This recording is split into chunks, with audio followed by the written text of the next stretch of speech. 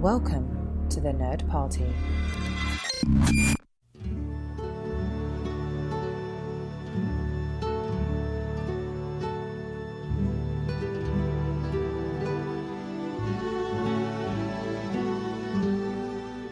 Hello and welcome to another episode of Missing Frames. This is the podcast where we watch all the movies we should have seen by this point in our lives. I'm your host, Shawn Eastridge. Joining me once again, and it's been too long, is John Mills. John, welcome back. It has been entirely too long, Shawn, but it's entirely disorienting because this isn't a sequel, is it?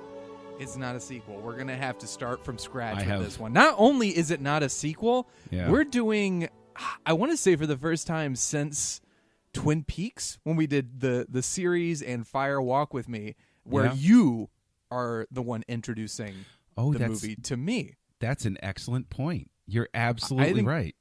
Yeah, I think it's been a long time, and I am almost positive this is the first time in a long time. And the movie we are going to be watching is The Wild Bunch. Sam Peckinpah's The Wild Bunch. One of your favorite movies. As it turns out, yes, it is. How convenient. I saw this film for the first time back in college during a film analysis class, and kind of fell in love with it. I can't remember if it was assigned for the class or if the teacher had mentioned it because we were talking about like John Ford movies and Westerns and stuff like that. But I remember it was around the time that it was somewhere around the time because I wound up purchasing the director's cut on videotape. Ooh, VHS. And picture quality like you wouldn't believe. I imagine. Just the best. And that's really the story of sort of falling in love with it. And it's really interesting because this is one of those films that I have found is, and I know how corny this type of stuff always sounds, but it is like wine in the sense that there are certain lines, certain interactions, certain character arcs that speak more to me the older I've gotten as opposed to when I was younger. When I was younger, I appreciated it a certain way, and now that I'm older, I appreciate it in an entirely different way. So when's the last time you watched it?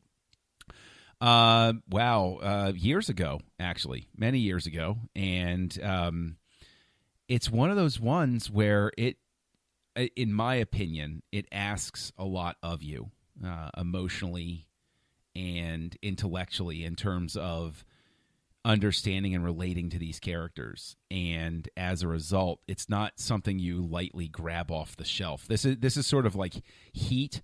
Yeah, I got a couple hours free. I'm not going to pull Heat off the shelf unless I really want to watch Heat. You know, Heat is that's an interesting pick because I've only seen Heat once, and I saw it in college, and it was. I'm glad you said that because Heat is a movie I didn't necessarily connect to, and I think I was expecting a completely different kind of movie, and it hurt my viewing of the film because I was also, since I was younger, I was very much like, if it doesn't meet A, B, C, D, and all these other things I want, it's not a good movie. Not that I didn't like Heat, but I was definitely disappointed. So I'm glad you said that just to kind of prep me. But as far as Westerns go, is this top of the pit? Like, is this at the top of your list, or where does it rank for you? Yes. Wow. It is top of the list. I have now. See, the thing is, it's always a loaded statement to say, "Oh, I love Westerns," because people then expect you to have seen like every Western ever made or something, and I haven't. But I do have a fondness for the genre, even when it's cheesily executed. You know, I still dig it because I just love the era. I love the whole concept of the lawlessness inherent in a land that wasn't sure of its own identity at the time, and people going there that weren't sure of their own identities at the time, and just sort of that interplay of, there's so much natural drama and tension that carries through with that. And I mean, in terms of Westerns, what's interesting is it's also a loaded statement because this isn't your typical Western. And I think that I think that Wild Bunch is a movie that wound up setting a different type of expectation for action and westerns. Like it's all John Ford before this, basically, and then after Wild Bunch, the nature of the western changed pretty. Well, you got to dramatically. remember Sergio Leone, the Of Man course. with No Name trilogy, which was I think right before this. I double checked to be sure, because while we're on the subject of westerns, that was a genre I came to later on. It never much appealed to me as a kid growing up. Even going through college, I remember this is another movie I would love to see again. And it doesn't qualify as a missing frame technically, but it's one that I know is one of your favorites. But Tombstone. My roommate showed me Tombstone, and I was not on the wavelength of that movie at all. And part of it was just a general dislike for westerns. I just wasn't into them. And my senior year of college, what happened was a little video game called Red Dead Redemption came out. Huh. And I got that game, and I absolutely adored it. And it just a switch went off, and I was like, I need to see every western I can get my hands on. And I think my what really bridged the gap for me was The Good, the Bad, and the Ugly. That was Sure. the first one I watched when I had just opened myself up to, like, yes, I'm willing to embrace this genre.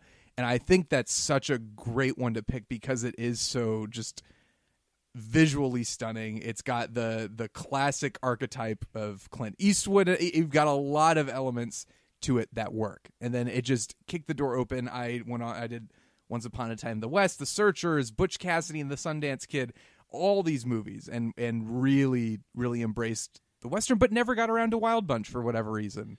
Wild Bunch is, I think, even as it's grouped with westerns rightfully, it's still an outlier even among that group, and that is because if you mentioned specifically the Man with No Name trilogy, those are small, intimate, focused sorts of things, whereas Wild Bunch is much larger. It's a much larger canvas. It's a much larger cast of characters. It's a much larger story, and it has much more of if you look at the Man with No Name movies, it's very direct, very linear, and Wild Bunch is linear as well, of course. There's a beginning, middle, end sort of approach to it, but there's a lot of use of the characters are more fleshed out. The Man with No Name can exist as the Man with No Name because he's the good guy and he shows up. Gotcha. Right. I'm all set. Oh, and there's an interesting bad guy. Cool. Exactly. And the first one, one of the brilliant things about Westerns, they were very almost our take on the samurai film. At least, sure are. In some way, especially that trilogy, the first one, A Fistful of Dollars, is almost a shot for shot, maybe not shot for shot, but beat for beat, it's a remake of Yojimbo, Akira Kurosawa's Yojimbo. So there's, right. I think I when I started to pay attention to these things, and I just had been starting to get into Kurosawa really, and watching his stuff and learning more about him and understanding the cinematic language and the history and seeing the comparisons, and I think that helped a lot too. And one of the things I wanted to ask you is, there's Magnificent Seven, which I've never seen, which was a remake of Seven Samurai. Is Wild Bunch of a similar ilk, not necessarily entertainment value, but the idea of, I know nothing about this movie, but is it anything along those lines? No, it is not. It is its own thing, and it is, it was very controversial in its day. I remember a story. I don't remember where I read it, but I remember a story that after some premiere of the film, it was received so poorly for its violence that Peckinpah sat there with his arms crossed and his head down, basically just being buffeted by, because this is another thing where I think with time also, the violence in this by today's standards, okay, sure. Right. But for back then, it's like, oh my goodness. But the thing is, even though the makeup effects don't have exploding heads or things like that, the magnitude of action in this film is, I think it still stands up there. It still ranks. It still ranks in the discussion for just going for broke in a lot of ways. I mean, that sounds fantastic. And yeah. this is one you suggested to me. It wasn't even on my radar. It's a movie I've known about, but it wasn't on my radar of like, I need to see this. And then when you mentioned it, was like, oh yeah, why haven't I seen that? So my anticipation level is I'm excited. I know you're a big fan. I've heard a lot of great things about it, but I know so little about this movie. I know the actor who played Marty is in it from the movie Marty.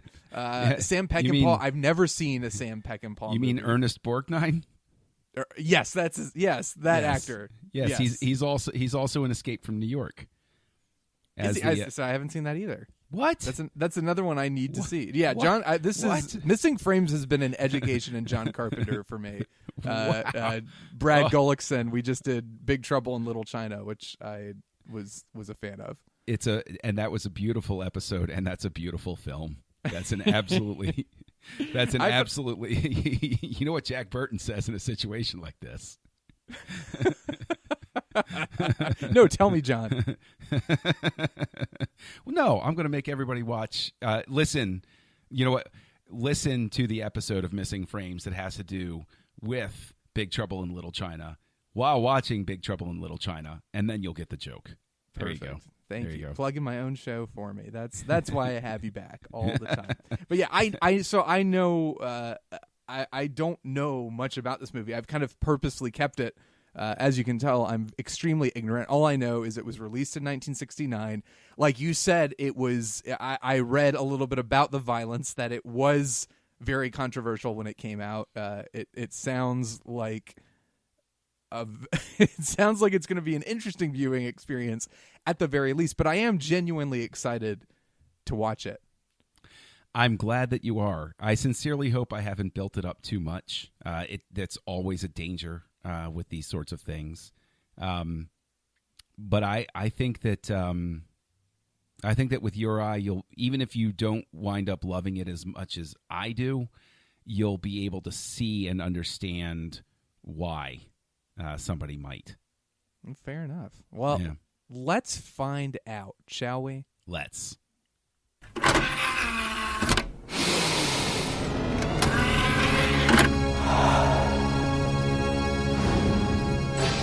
Now available to own on video cassette. And we're back. John, this is a fantastic film.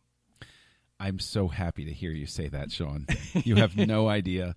Like I said before, it's so nerve-wracking. You do this show. We've been through this. Yeah. But the flip side, but we've been through this before. And it's so nerve-wracking to introduce a beloved film to somebody and be like, I hope they like it. But I'm so thrilled. I'm so thrilled to hear that you enjoyed it. I'm dying to know what your high points were. Like that's my first question. Well, I'm glad you kind of prepped me for. I hadn't really looked up much about the Wild Bunch. I'm glad you mentioned the kind of somber tone. I don't know if you explicitly said it was somber, but the hints I kept getting from you whenever I was like, is it like this? Is it like that? I was like, is it like, a little like Magnificent Seven? And you were like, no. And you're right. It's not the Magnificent Seven. If anything, it's almost the anti-Magnificent Seven. Not overtly. It's not necessarily condemning that camaraderie, but it's so much it is the passing of an era. It's that kind of movie. You're watching the ending of an era in a really kind of sad, depressing film. It's never to the point where it's not enjoyable to watch, but I was very in tune from the beginning when you have this incredible shootout, and almost instantly I'm like, oh, okay, this is why people were so up in arms about this movie in terms of the violence. By today's standard, it feels tame, but you can kind of tune into that mindset, and while I'll never fully understand it, you could be like, oh yeah, this is intense. But they kept showing shots of like kids in the street and Yes. the bodies. It was never celebrated.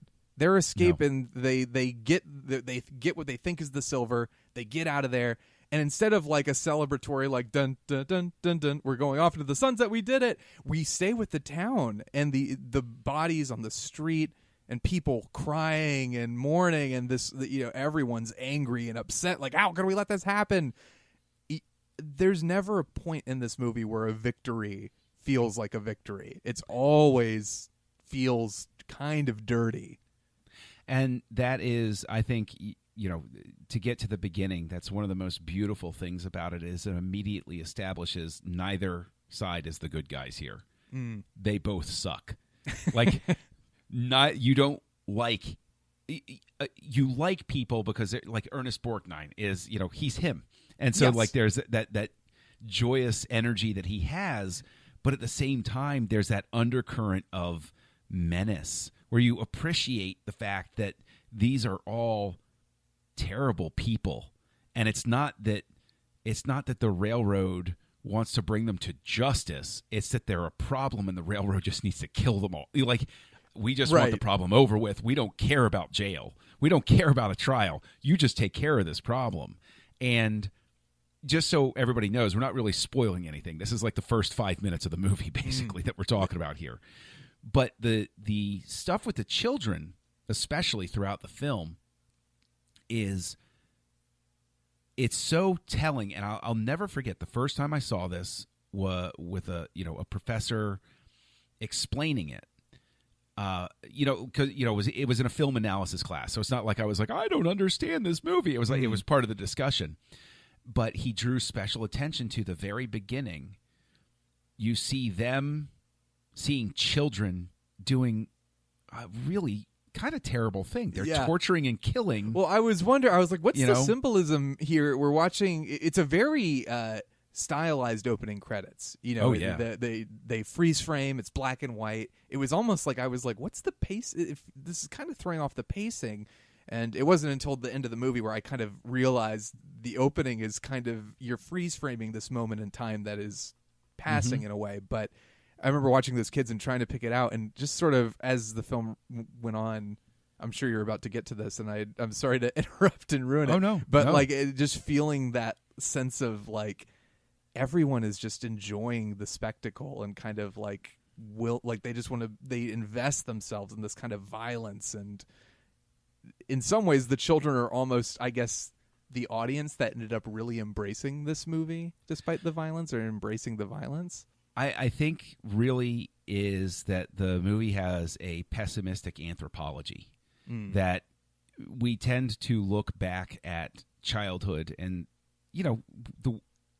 it's very much the urge, especially as you get older, to look back and say, oh my gosh, things were better when I was a kid. And it's like, no, you just weren't aware of exactly how much trouble there was in the world. Right. It's not that the world is suddenly on fire. It's that you paid attention to the smoke this time. And you're like, oh, that's what that was. And I think that there is a symbolism just through the whole movie about you have to they're basically counseled at one point, just accept the fact that you can't be a kid. And the whole movie's been telling you that even when you were a kid, a lot of you were still a-holes. Like it's one of those sorts of things. And I think that opening action sequence, the thing that I think is absolutely the thing that made me fall in love with the film immediately is just the absolutely, I don't want to say courageous, but definitely tone-setting decision to have a shootout happen while a temperance parade is marching through the center of town. The temperance parade is their cover. They're like, let's go. And they grab the women, and they're just, this is our cover. This is how we're going to get out of here. And you stay back here and hold these hostages so they don't get away. And right. It's just, and that sick, twisted guy that they leave behind who's reveling in that stuff. And it's not that they had any emotional attachment to him, but when they find, why didn't you tell me he was your nephew? you realize it's such a complex set of relationships that are set up in this film. Right. And as it continues forward, it's such, because, you were asking about it in the vein of the Man with No Name trilogy. And that's really a distinct difference. There's no hero. Yeah. That's what makes this such an atypical Western. Even if you have something like The Outlaw Josie Wales, where or High Plains Drifter or Unforgiven, there's still a moment where that fallen person decides to be a hero. Even in The Searchers has that, with John Wayne coming back from the war, and he turns around and he decides to become the hero again. Yeah, there's a sort Nobody's of redemption or some sort of arc that the hero, it's never quite victorious, but the hero comes back and does the heroic deed to redeem themselves. But it's interesting you bring up the kids, because one of the notes I wrote down, one of the quotes I absolutely loved is the "We all dream of being a child again, even the worst of us, perhaps the worst most of all." I found that real moving, and it's very evocative of the themes of this movie. Like you said, there's this constant kind of longing for the past, trying to cling to it. The relationship between William Holden, I can't remember their characters' names. I think it's Pike and Dutch. Yes, they are kind of Deke. It's Pike and Deke. Pike and Deke. Well, there's Pike and Deke. You're talking about Ernest Borgnine. Yeah, Dutch. Right. Yeah, Pike exactly. and Dutch. Or Ernest Borgnine and William Holden, their relationship, they're kind of what the Western, the buddies we're used to seeing. They're the two leftover remaining members of the Seven Samurai who are now saddled with. They have the camaraderie, they have the friendship and the relationship and the love for each other, but they have this kind of ragtag group of guys who are just. You get the sense that it's like, what are we all doing here? And they're trying to uphold, and they are even having conversations about, like, we're going to have this one last job, and then we're going to get out of it. And Dutch, to which I can't remember the line exactly, but Dutch is kind of like, what are we going to go back to? What do you have to go back to? Right. And the whole movie is filled with moments like that where no victory is allowed. No one's allowed to celebrate. They get out, and sure, we're going to go into spoilers for people who haven't seen this movie. But they rob the railroad. They think they've got this big haul. This is the last one. We're going to retire, and they leave. And not only are we left with the aftermath of their shootout, which is again extremely grim, but then they find out they were set up. They have washers. They don't even get what they came for. And their victory is very short-lived, and it's just very reflective of the movie. It's also, I'm glad you keep saying, a bygone era sort of thing, and there is that whole feeling through the whole movie of recap. I think that you could count this really as a trailblazing sort of film, because it's the first Western that pops into my head as one that reevaluates the romanticized Western. It's an answer to John Ford, basically, saying, no, things weren't really like that. And how ahead of its time that is ridiculous, because most people think of the reimagined Western philosophy as starting with, like, Unforgiven. But that's not really true.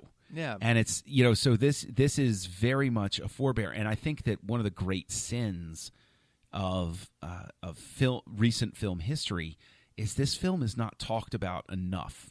No, it doesn't feel like really it. Like I said, it wasn't necessarily. I don't remember, but what I did was when I got into the Western genre and I was looking up all these movies to watch, The Wild Bunch I don't ever remember seeing. Like, it wasn't on my radar, and I'd heard of it. It was in the back of my mind, but it was funny when we talked about doing this episode. It was just kind of like, oh yeah, why hadn't I done that? And I kind of started doing some research, and it's held in such high esteem by so many film scholars and critics, and for good reason. But you're right, it kind of has fallen out of the lexicon. What do you think it is? I mean, is it necessarily that movies like Unforgiven have done it better? Or why do you think this movie is kind of sort of not disappeared but isn't talked about as much? I definitely don't think that Unforgiven did it better, but I definitely think that this is a victim of the era in which it was released. Because 1969, right? People are, you mentioned movies from this era, and people are thinking of like Easy Rider. And then shortly before, not too long before this, Vertigo.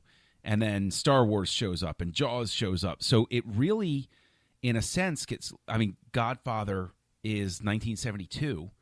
So this sort of gets lost in the shuffle in terms of the impact that it made. And its initial reception wasn't terribly warm. Right.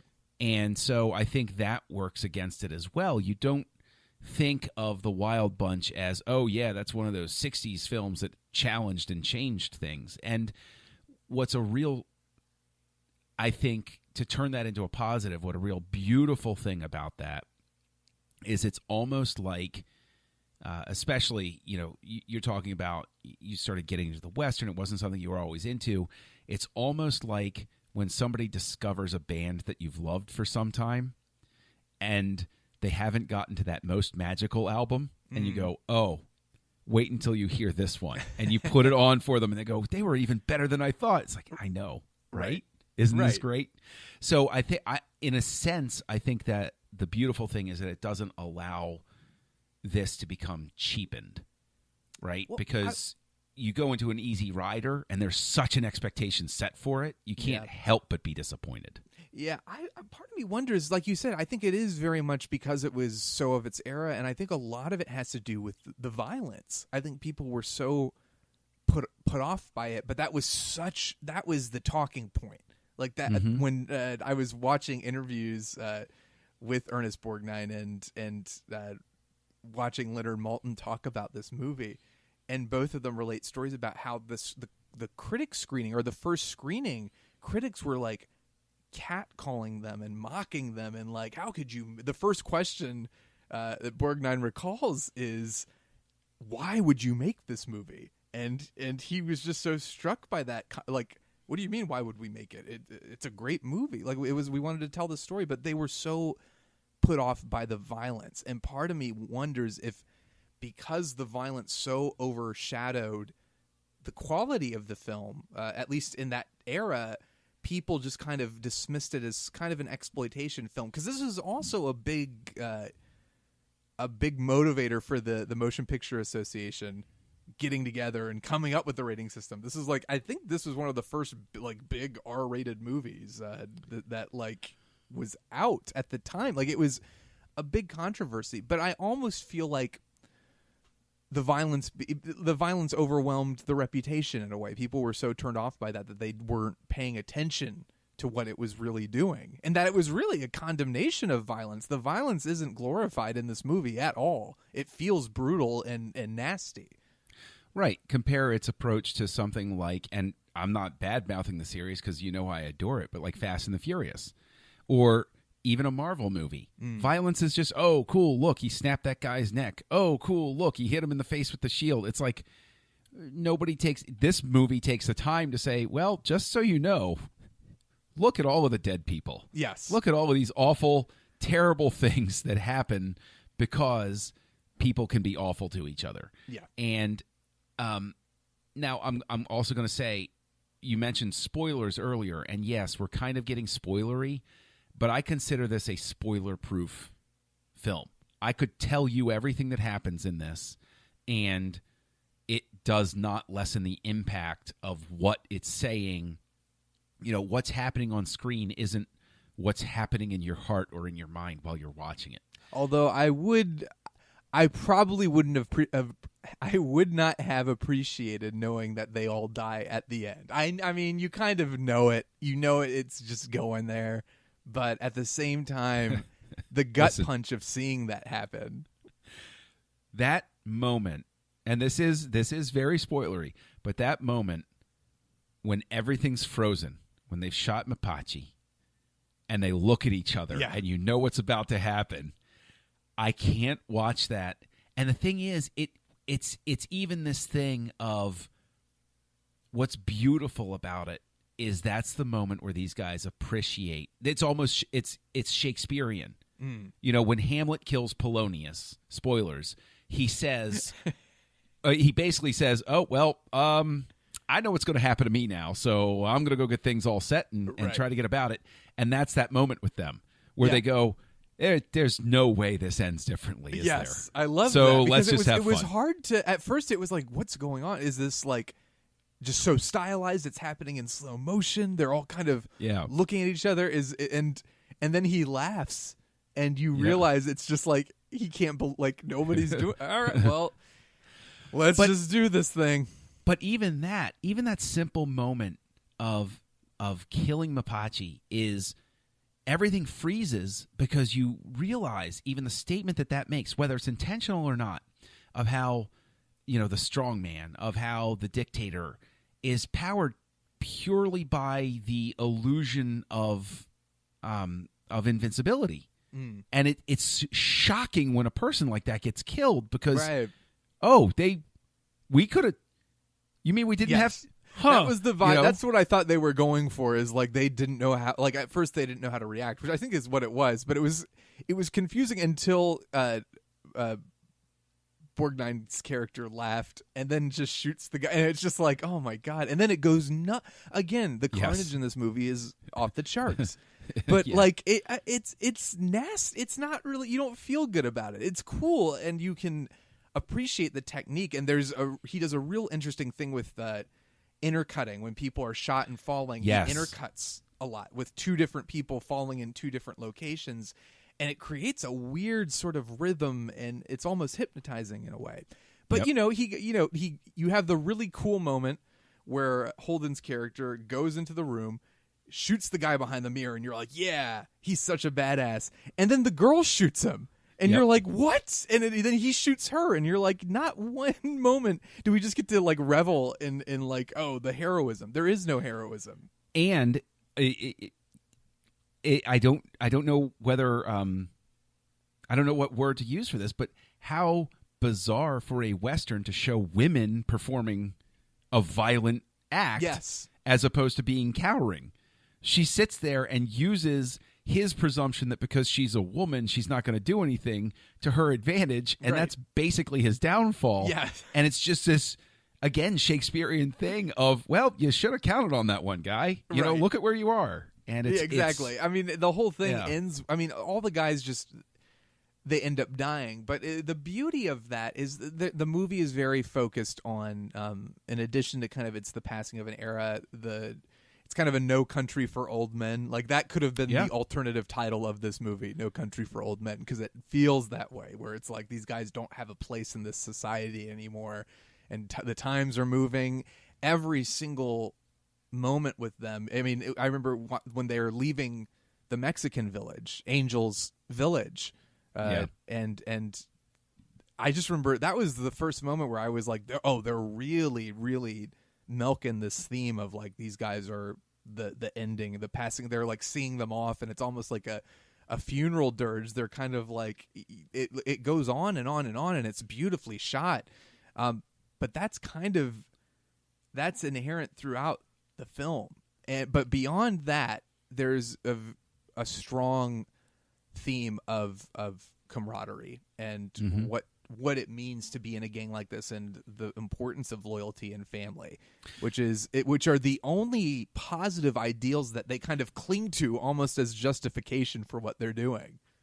Well, yeah, I mean, the temperance movement is this whole thing of like civilization encroaching on this wild land. Like before, these guys are from an era of before decent, it's like Jack Napier in the 1989 Batman. Decent people shouldn't live here; they'd be happier someplace else, right? And that's sort of what's driving them, to the margins, and that whole question of loyalty. Because Deke, he's worse than anything to them. Look at the way they live their lives. But he betrayed them, and that's the worst possible thing you could do. And I'm probably going to mangle the line, but when Dutch says, it's when William Holden is, he says, he's trying to give him a break and saying, you know what, Deke, he gave his word. And Ernest Borgnine says, it doesn't matter that he gave his word. It matters who you gave your word to, right? It's like that in and of itself is this call for decency from this indecent person. Yeah. And it just adds to that whole complexity of everything that's just rolled up. But again, it's also like you see there isn't like nobody is right or wrong in that situation. He's trying to uphold his friend Deke, who frankly he feels guilty for abandoning Deke. And I think that's part of it. But like there is no loyalty to him. It's like he's keeping his promise, and Borgnine's like, you can't keep your promise to the wrong person. And it's like, yeah, nobody's right here. This is a circular argument where no one is going to win. Everyone is kind of their loyalties are all over the place. It's who's going to pay, who do you happen to be around at the time, and you see it. And it's funny that I don't think Deke and Dutch, other than that flashback, they never really interact face to face again, do they? Like they kind of, there are moments where they acknowledge each other, but they never have like an actual dialogue scene together. But their relationship is so key to the thematic elements of the film and the storyline. That again, the idea of them having that loyalty to each other, and Deke is feeling estranged. He's working for the good guys, quote unquote, but they are just looking for a paycheck, and he doesn't feel any sense of heart or meaning from what he's doing. He feels like they don't have a soul because they don't trust each other. You know what I mean? It's funny that the bad guys end up being, well, at least they're loyal to each other, but then you have these kinds of compromises where nobody is really loyal to anybody. But you also look at the gang that is there with Deke, and their behavior is abhorrent to him, and so by transference get the sense that the Wild Bunch does terrible stuff, but they try to avoid the big shootout. They'll do it if they have to, but they try to avoid that stuff. They don't. Yeah. So you get this overlay of Deke walking around horrified at the way you're behaving less than a human. He refers to them as gutter trash in front of them. He goes, no, he's not a fan. Right. And so there's this sense that there's even worse, and it's that code that the Wild Bunch lived by that Deke wishes, and the beautiful symbolism of the fact that there's always distance between Pike and Deke through the whole film. Like you said, they acknowledge each other, but it's not like they have a big sit down in the diner like in Heat or something like that. There is that gulf that they can't cross. But you can sit there and say, Deke, what are you worried about? You could just run off with them and they'd never catch you. What is keeping you with these guys? What is different? And is it just that Deke has, in a sense, ascended beyond either group? Mm-hmm. And so he's with a lesser group, a worse group, but the Wild Bunch is still not a good group. And like he acknowledges that much. Like he can't go back to either one. And in a sense, it's killing him inside because he wants to be free. He wants to be out and good and doing the right thing. And he can't. It's a really... Again, I keep using the word complex, but everything is so complex in this film. He is the manifestation of the idea that this is an era that is long since passed, and he can no longer go back to what he used to be, and he can't really go forward. So he's kind of lost, and he has no place. And I have to kind of myself.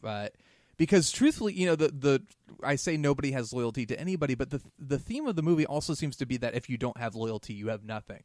Because at the end of the day, what brings about the Wild Bunch's ultimate demise is their loyalty to one of their companions. They abandon him to save their own skin. They don't feel good about it, and they go back to save him, knowing that they're probably going to die in the process. But to them, that companionship, that bond is so important that even somebody like Angel, who's kind of screwed up and done stupid things and gotten them in trouble, they're still like, no, he's one of us, we're going to go get him back. And that ends up being what kills them. It's very interesting. I also, speaking of Angel, early in the film when they first find out they got the washers instead of the silver, and he goes, cheap, cheap, cheap. I was like, Tommy Wiseau totally stole that from this movie. If I could sit down with Mr. Wiseau, that's the only question I would ask him. I was like, did you steal the cheap, cheap, cheap from the Wild Bunch? Because I think you did. And he would say, I don't know. What do you think? It's okay. He'd go, ha ha, ha. What a story, Shawn. But it's also, it's funny because I talked about Red Dead Redemption, the first video game, being kind of the door that opened the floodgates for my love of this genre. I'm playing Red Dead Redemption 2 now and found, I haven't beaten it yet, but there are a lot of themes that it focuses on similar ideas of we're moving into a new era, the industrialization and factories moving in, and the old West is kind of dying out, and the old, like the outlaw ways are no longer the norm. And it's about like a group, a gang trying to find their way and make their way through this world that's long since passed them by. But I thought that was really interesting that I was playing Red Dead Redemption, talked about that in the first episode, and see a lot of similar themes in Red Dead 2 to the Wild Bunch. Oh, cool. There's lots of great stuff in this movie too. It sounds like it's a downer. If you have seen it, you know that's not the case, and if you haven't seen it, it's not a depressing film. It's definitely, it will leave you feeling somber and kind of sad. It's definitely not on an up note, but there are moments of levity, and there are great performances here. Holden in particular, I think, is fantastic. Borgnine is great, but I love the other guys too. I don't remember who's who, but there's Freddie Sykes. He's the old man who's kind of like great performance, and so it's Angel, Lyle, and then Tector. Is that it? Are those the Tector. Guys?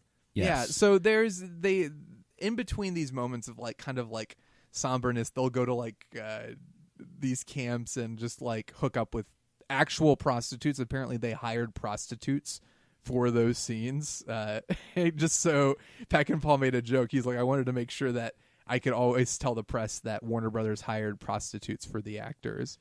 And, also don't forget that Strother Martin is in this. So anybody who's a fan of Cool Hand Luke, right, you get to see one of the great Strother Martin performances as well as Coffer.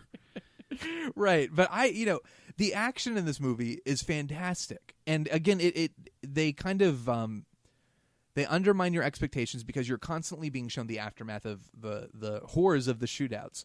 I remember, after Angel shoots his wife. A shocking moment. He shoots her in the Mapache's arms. Yep. And he kind of laughs it off. He's like, I like this guy. But the next scene, they show her funeral.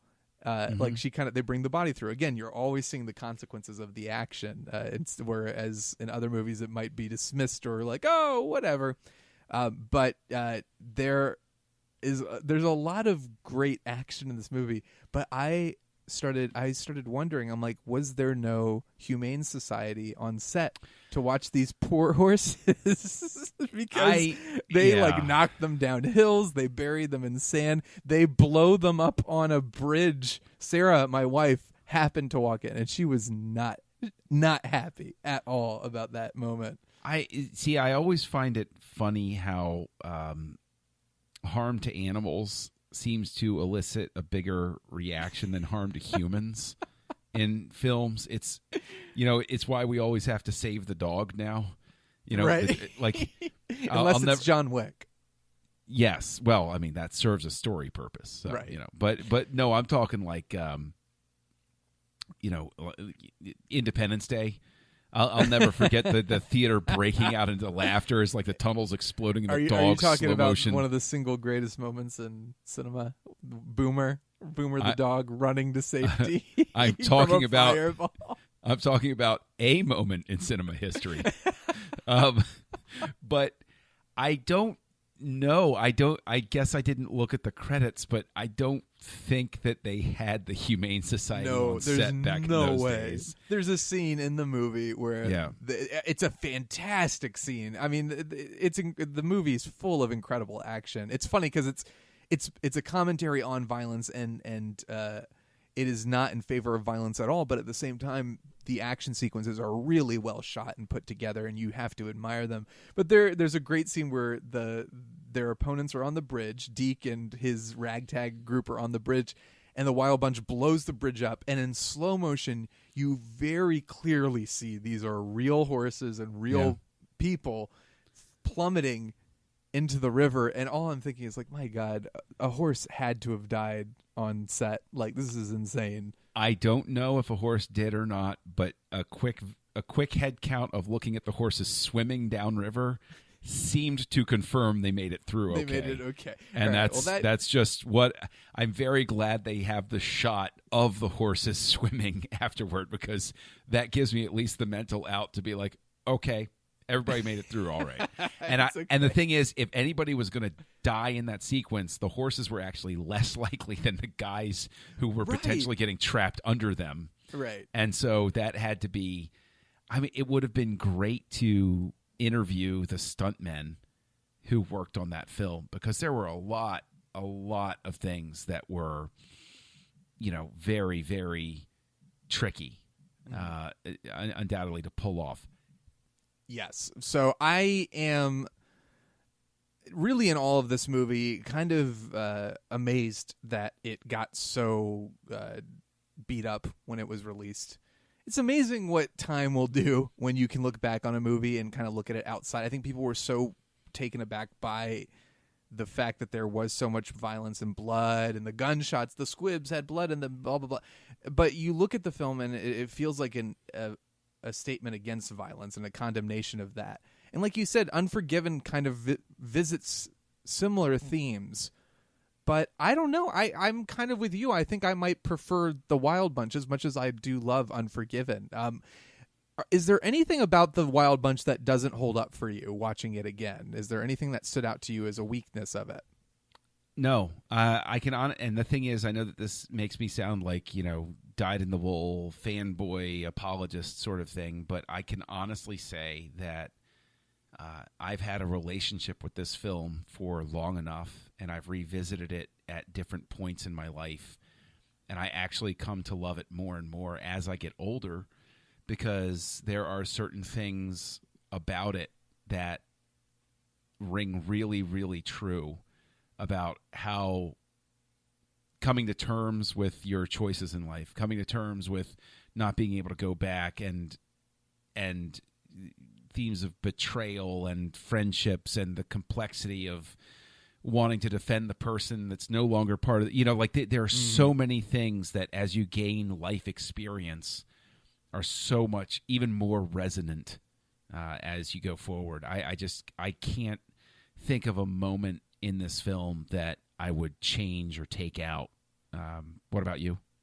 At times, and I was going to ask you if you knew specifically, sometimes the pacing felt a little off, and maybe that's because this is my first viewing. I'm trying to get on the movie's wavelength, and sometimes I'm not sure where it's going. I'd be interested in, when I watch it again, as I'm sure I will, seeing if those things are erased. But I was going to ask you, do you know what were the major differences between this cut and the director's cut? Or, the theatrical cut? Well, it's been long enough that I think that one of the major differences is there's more flashback, establishing more of the past relationship between Pike and Deke, and I think that some of the things are just longer sequences, because I think that some of the stuff, some of the violence that was more objectionable was cut down. I believe that the fight at the end is shorter. Is a little, but not like it's not like half as long or something, but it just trimmed a little bit for the sake of it.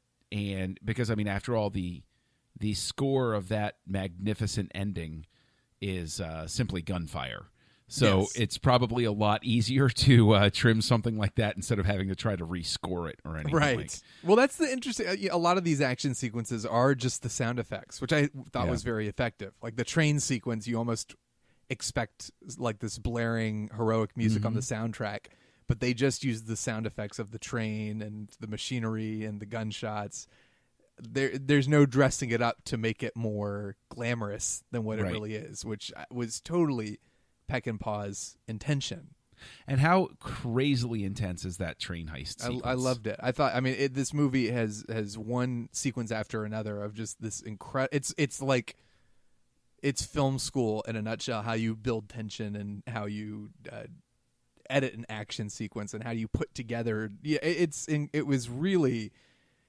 It feels like a movie. This is. I feel like this is hyperbole in a way, but it does feel like a movie you could watch and feel like it doesn't feel dated. Other than the obvious things, obviously there are things that, you know, the violence is not quite on par with what we expect from movie violence these days. It's not quite as shocking, but it feels so modern to me. The storytelling and the themes and the characters and the places they take the movie, it felt very modern. And so on the flip side of things you might not have liked about it, what works for you the most about this movie? What stands out to you?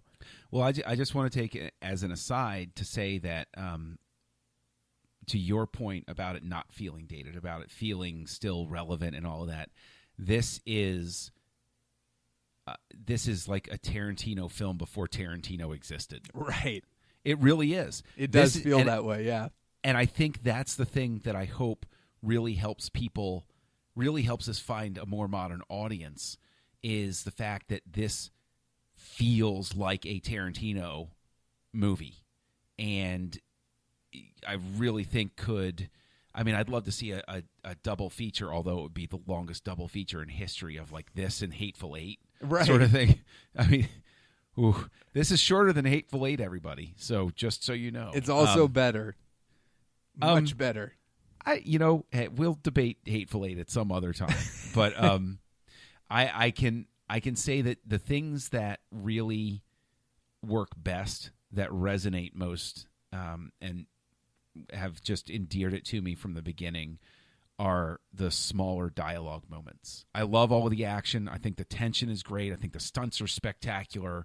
I love everything that they do, but the smaller moments, the flashback of Pike getting shot, when he's with the woman who's married, and Ernest Borgnine's speech, it doesn't matter that he gave his word, it matters who you gave it to, and the less, all of us dream of being a child again. Like, there are so many philosophical nuggets to really chew on throughout this entire film.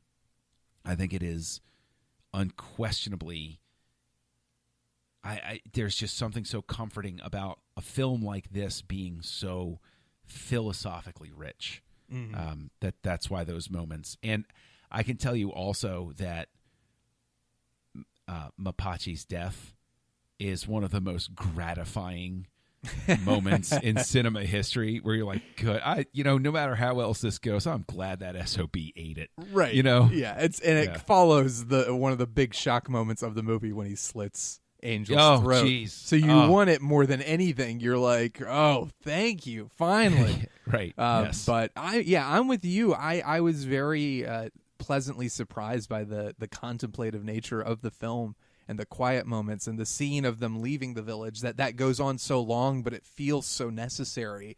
And I love the relationships and the commentary the relationships have on just the time period and what's happening, and this just the general sadness that kind of imbues every frame of this film. It is, I still just can't get over how ignorant people of the time were. To me, there was never, again, I have to remember my sensibilities are different. I grew up in a different era, but to me, there's never a point in the film where it feels like the violence is glorified or celebrated in any way. It feels disturbing. It feels upsetting, and that stood out to me a lot, and I was very impressed by that. Take solace in the fact that even Citizen Kane took 20 years to find love. Right? It's true.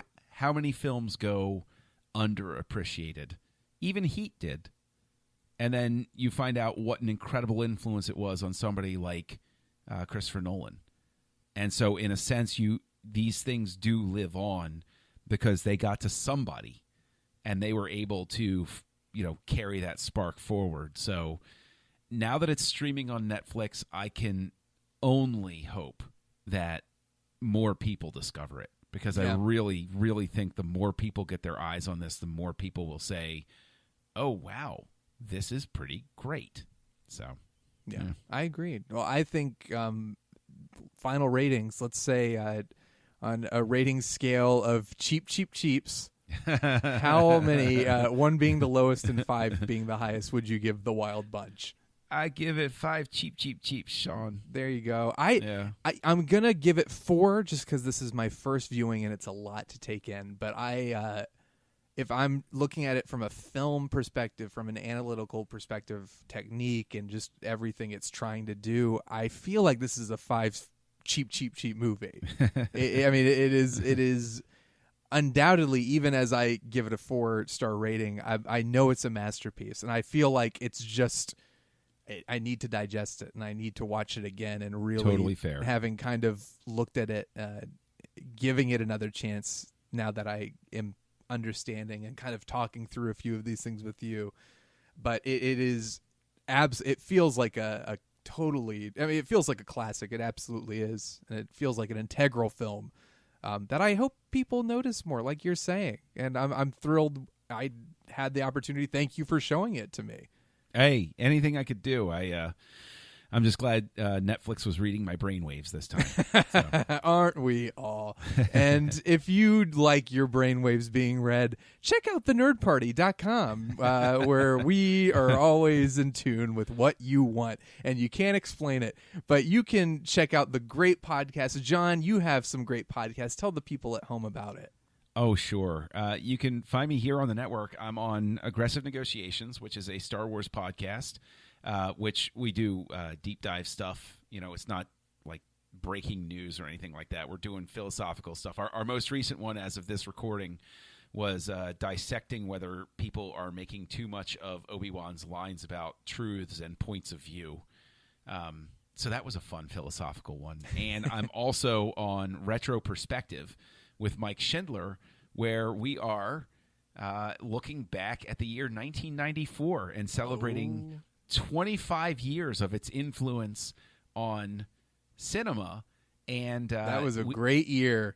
If only because Dumb and Dumber was released that year. It's a very interesting year. We're very early on in the year, but we have coined the term the Esterhaus effect. So explain. Oh, Joe Esterhaus. Famed screenwriter who gave us Basic Instinct. Oh, okay. We watched a film called Blank starring Madeline Stowe, which is like a crime thriller with a cop love interest thing going on, and a totally grafted on gratuitous pair of sex scenes. Oh, perfect. Where we were basically, it's the Esterhaus effect. 90s. This is the 90s we're all about. Basic Instinct comes along, everybody grafts this stuff right onto their movies. I'm so glad that era is over with. But yes, that's where you can find me on the network. And you can follow the network at Join Nerd Party on Twitter. Also find us on Facebook, The Nerd Party. And I'm on Twitter at YayShondorman if you want to check me out, as I'm sure you do. And John, where can people find you on Twitter? Oh, I'm Kessel Junkie. I'm lurking around. You can find me there. And if you like what you're hearing, feel free to give us a 5-star rating on iTunes or wherever you might be listening. We thank you so much for doing so, and we bid you a fond farewell until next time.